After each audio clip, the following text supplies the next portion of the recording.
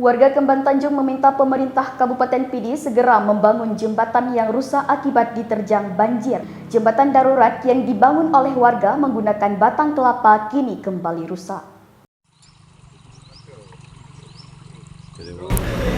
Jembatan di Gampong Sukan, Kecamatan Kembang Tanjung, Kabupaten Pidi masih rusak dan menunggu pembangunan pasca dihantam banjir awal tahun 2023. Sebelumnya warga bergotong royong membuat jembatan darurat menggunakan batang pohon kelapa, namun kini jembatan itu sudah lapuk. Situasi ini telah menimbulkan kesulitan bagi warga, terutama pengemudi kendaraan roda 4 yang melintasi di ruas jalan tersebut. Imam Mukim Blang Gapu Pasi Ilebe, Yahya Hussein menjelaskan, ruas jalan ini memiliki trafik arus lalu lintas yang cukup tinggi, menghubungkan Kecamatan Kembang Tanjung, Simpang 3. Masyarakat mendesak pemerintah Kabupaten Pidi untuk segera membangun kembali jembatan ini, mengingat kondisinya yang semakin memprihatinkan dan berpotensi membahayakan pengguna jalan.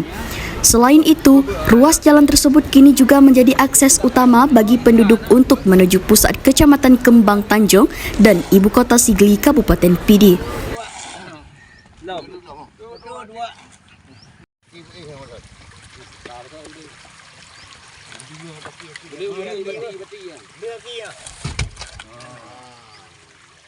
Ini sangat mendesak, bahkan ini sebenarnya setahun yang lalu sudah sangat mendesak.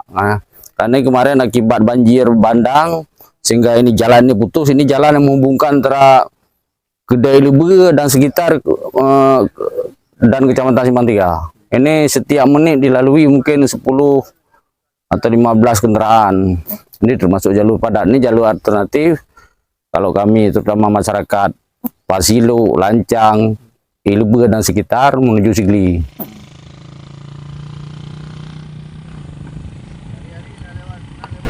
Ia menambahkan, akses jalan tersebut menghemat jarak tempuh perjalanan ke pusat pasar kecamatan sekitar 7 km.